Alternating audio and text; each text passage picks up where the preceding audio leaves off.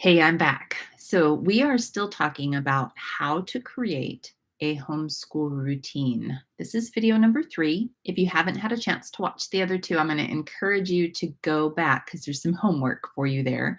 We've already talked about how to study your house and find problem spots in your day, and then how to imagine what you would like that day to actually be like. And then in the last video, we talked about taking the time to actually design the activities or the things that you want your kids to do during those pockets of time.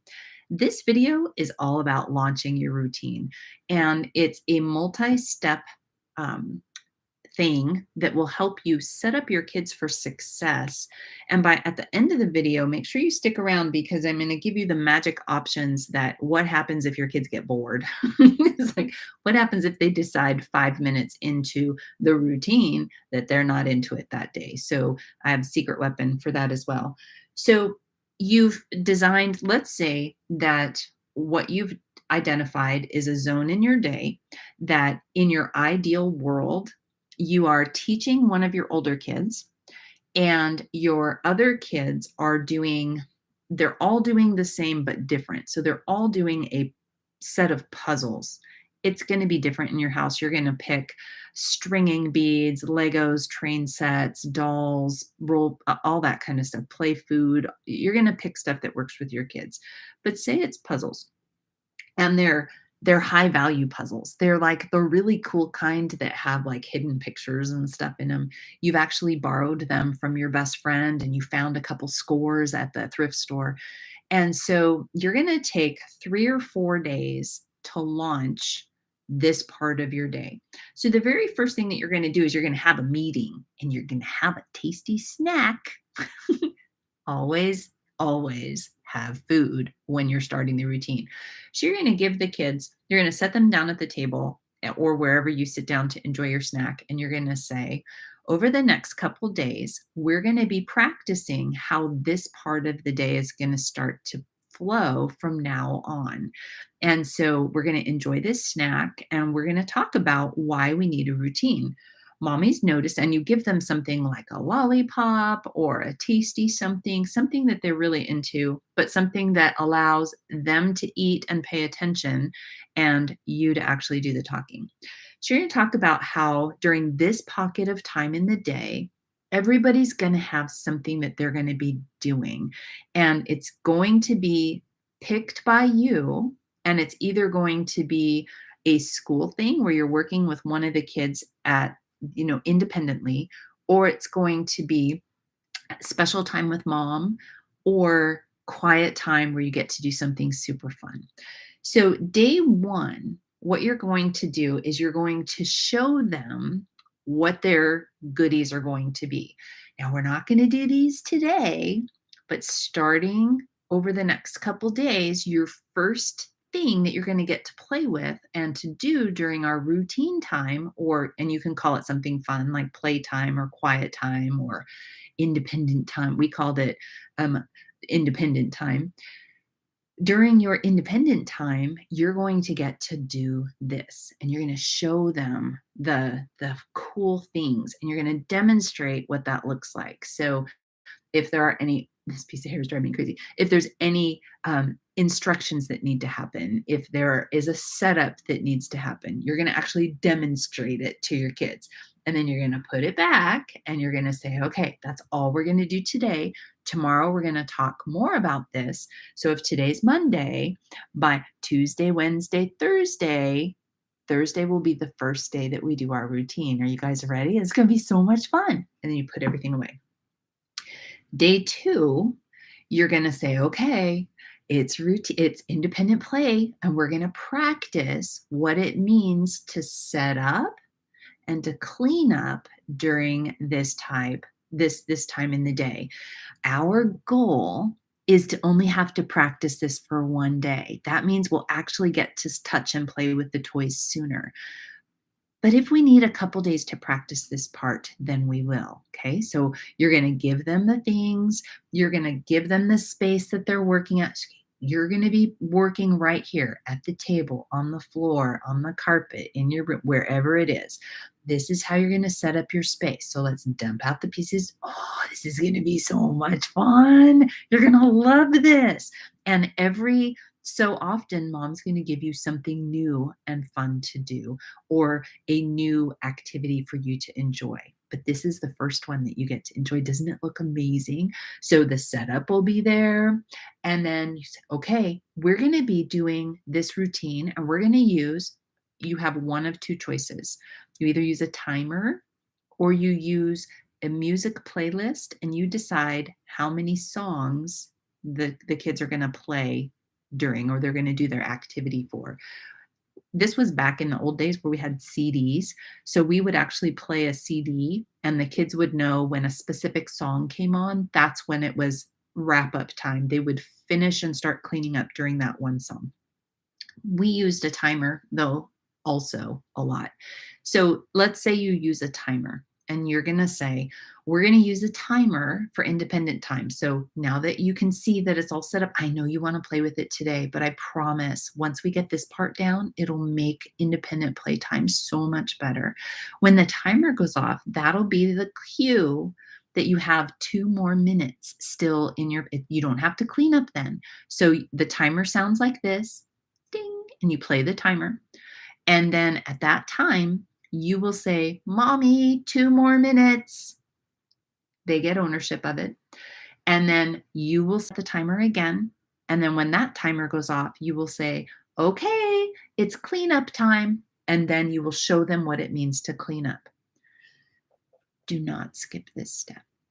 Teach your kids what it looks like to set up and clean up. It's so important that in this new routine that the kids don't become master disaster creators, right? Instead, that they become responsible for their zone and that they learn to clean up. Okay, super important. The next day, day 3, okay, we're going to do a short version of independent playtime. We're going to test and make sure everybody understands how it starts, how you set up your things. We're going to play with the timer so that you tell me when playtime is, or when independent time is almost over, 2 more minutes. And then we're going to practice cleaning up. If we do it right, then we get to do it for real tomorrow. Are you ready? And then you're going to run through and do a short run of that spot in your day. 10 minutes tops. Don't go more than 10 minutes that first time. And make sure you set the timer and have the kids, you can go, oh, what's that first timer? What are you guys supposed to say? And they'll say, Mommy, 2 more minutes. Perfect. Finish what you're doing because it's almost cleanup time. And you're just walking through this with them as they are doing this. Here's a secret tip though. When you are doing the training of routine time, do not try to teach the older child. Do not try to do something yourself during that routine training time. Your ears are tuned. You are paying attention. Are the kids doing that part of the day the way that you envisioned? Did you miss a step? Are they wandering out? You need to be all in, like kind of lurking around the corner to make sure that they stick and stay with the routine. Super important, because remember, you want to work with that older child, or you want to take that hour to talk with your mom or talk with your friend or work on your craft or whatever it is that you are looking for in that pocket of time in your day. Super important that you train your kids what it looks like.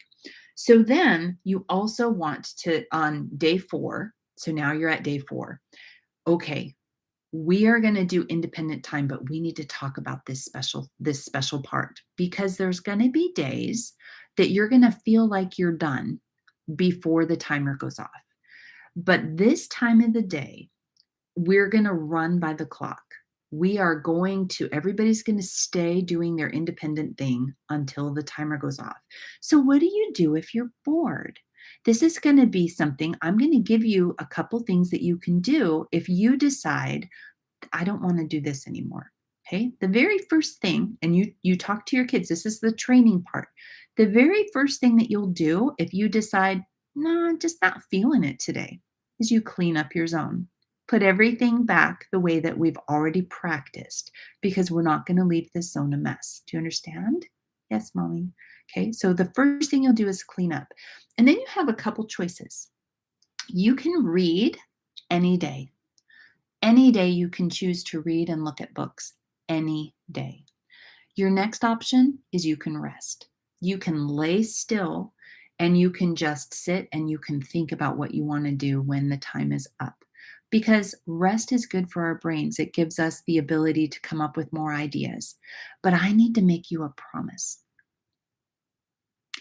Sometimes your body will decide, hey, this rest feels really good, and your body will take over and you will fall asleep. But I'm going to give you a pinky promise. If you fall asleep, I promise I will wake you up when the timer goes off so that you don't miss anything fun. Does that sound good? And you do a pinky promise. And then, mama, when they fall asleep, you make sure that you wake them up and you gently wake them up and you say, independent time is over. Your body took over and you fell asleep. But remember, mommy promised that you would not miss anything. So I am waking you up. Super important because rest will overtake your kids sometimes and they need to know. Sometimes they fight sleep because they think they're going to miss out on something fun. So this whole day right here has to start with, well, what do you do when you don't want to do it anymore? You have to give them something else to do. In my house, it was always reading or resting. That may sound a little harsh, but it's exactly what needed to happen. The house needed to stay quiet, and reading is always a wonderful thing for kids to do. So I would give them a stack of books or a bin of books, depending on their age, or they would have their reader or whatever it is that they were working on. Or I would give them a read aloud book that we either recorded together or that we checked out from the library. Does that make sense? So now you're ready. You're ready to actually do independent time. So you can either start it that day on day 4, or you can say, you know what, this was a lot for today. Let's have a snack, and then tomorrow we're going to do this for reals.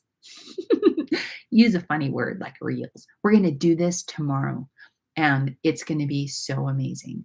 Now, when you actually launch independent time in your routine for the first time, or whatever you've designed for that day, maybe it's chore time, maybe it's reading time, maybe it's yard work time, whatever you've decided goes in that pocket of time.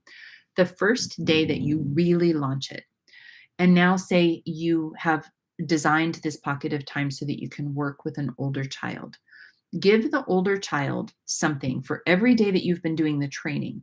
Either the older child is participating in the training with the kids, or you're giving them something really fun to work on that is related to whatever subject you're going to be working on during that pocket of time.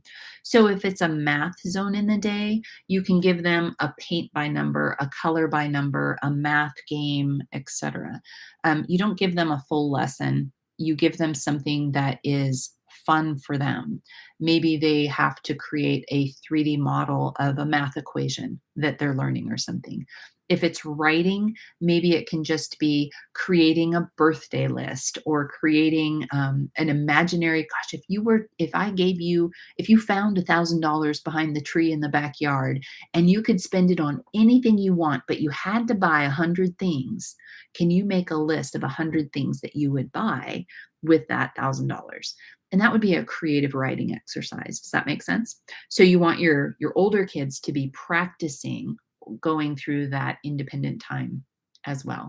So in the last video, we will wrap up this whole idea of creating a homeschool routine and give you some final thoughts and tips.